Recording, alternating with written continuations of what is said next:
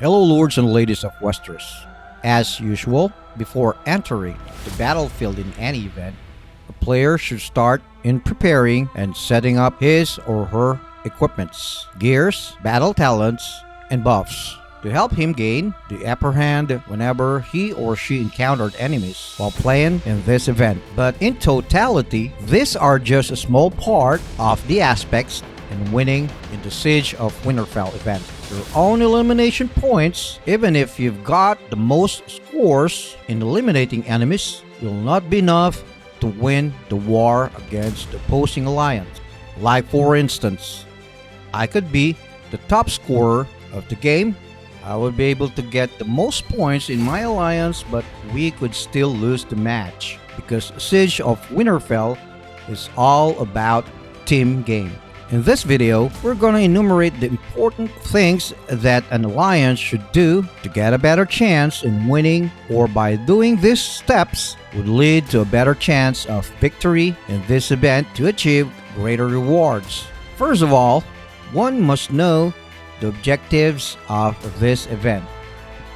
And Siege of Winterfell game objectives are occupying buildings, get resources chests from Winterfell, and deliver resources chests to your occupied base. Achieving these three basic objectives during the game can earn you team points. Registration. The first part of your preparation is for the Alliance officials to determine the number of players that will be able to play before choosing the time slot in registering for this event, because in Siege of Winterfell, there's strength in greater number. One way on how to determine this is by using the in-game mail or other mail or chat applications that your alliance might have. Battleground information. Every member of your team must learn all about the following prior to playing in this event: duration, event map and types of buildings, how to score team points, commanders and type of troops, functions and controls. Learn about your opponent. Now let's start with the duration. This is an hour event, and in the end, the alliance with the most points will be declared the winner. Event map and types of buildings. There are 11 buildings on the map, with Winterfell in the center, Stark Outpost 1 and 2, Greyjoy Outpost 1 and 2, Base 1, 2, 3, and 4, Hot Spring, and Armory. Now, how to score team points. Different locations have different functions, and you can obtain points by occupying them. For example, Greyjoy Outpost 1 and 2 and Stark Outpost 1 and 2. These buildings will be the first one to open, or shields are down at the very beginning once the countdown game timer begins. Your alliance will get 200 points if any on your team will get there first, and another 80 points per minute as long as none of your opponents recaptures these buildings. Hot Spring. Capturing Hot Spring helps speed up your entire alliance healing, and your alliance will get 400 points if any on your team will get there first, and another 120 points per minute as long as none of your opponents recaptures it. Armory. Capturing Armory helps increase your entire team's total attack, and your alliance will get 400 points if any on your team get there first, and another 120 points per minute as long as none of your opponents recaptures this building.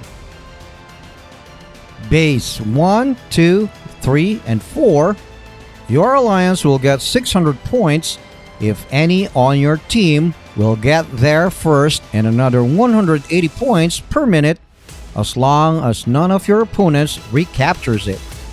Winterfell is the last building to open, about 12 minutes after the game starts, but you don't have to occupy this building. The objective is to take the resources chest that will be ready for the taking in several minutes after the match begins to earn points. Your team need to secure the perimeter of this building by repelling enemies that will attempt to get close at Winterfell to take the chest themselves.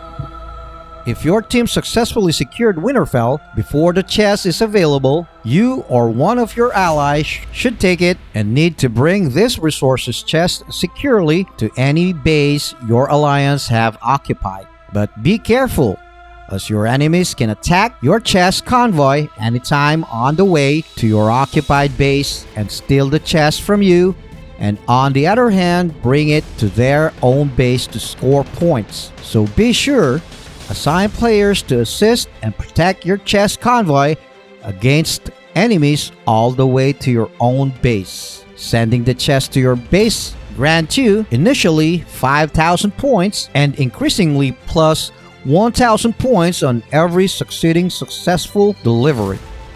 Commanders and types of troops. Like in any other real-time strategy battles, choosing your commanders and type of troops plays an important role to achieve great advantage against your opponents. I have a separate video to illustrate this further in detail. Just find a link in the description below. Functions and controls. Troops can move and march freely in Siege of Winterfell. You can make commands like attack, move, withdraw, and garrison to change the directions of movements of your deployed armies at any time during the march. Detailed guide about this is also on my mentioned video. Learn about your opponent. You can have a glimpse about your opponent by going to the cross server page, Siege of Winterfell button, and do you see the small button right here? Just click on that to see some information about the alliance that you will be facing on this event. Knowing about your opponents before the event will help you somehow strategize your game plan. Members of your team will know who will go against who and how many members you'll need to defend or to go against a stronger player by knowing your opponent's strongest and weakest members.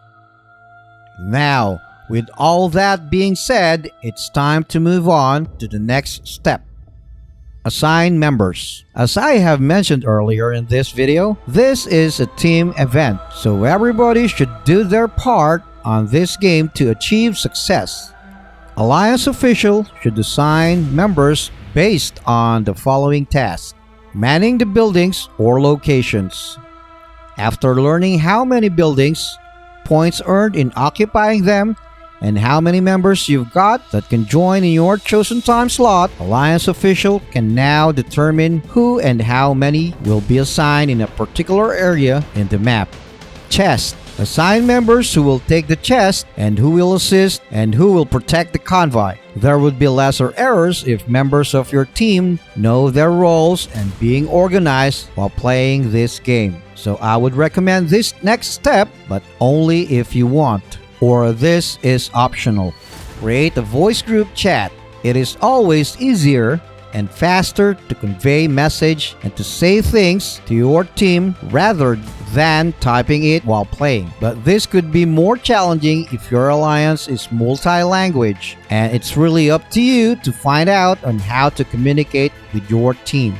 Just always bear in mind, individual players will be rewarded based on their individual performance, but there will also be greater rewards for the top-ranked alliances. Rewards include exclusive castle exteriors, badges, general tokens, diamonds, and more. So it's really up to you if you want to be an individual player, which could result in losing the match, or be a team player, which could lead to a better chance of winning, so you and your team can receive awesome rewards. These tips could be very difficult at first, but practice makes improvement. So it's really important after each and every game that we should learn from our mistakes. Win or lose, you will still feel like a winner if you learn on how to have fun while playing, just like my alliance always does. If you have any additional information, opinions, or suggestions about this topic, I would really love to hear it. Just let me know on the comment section below. And if you like this video, just smash that like button to motivate me to do more fun, exciting, and informative videos, and hit the subscribe button to keep you updated to my latest content here on YouTube. I hope you've all enjoyed and learned something from watching this. That'll be all for now. I'll see you all on my next one. Have fun playing, and may the 7th be with you.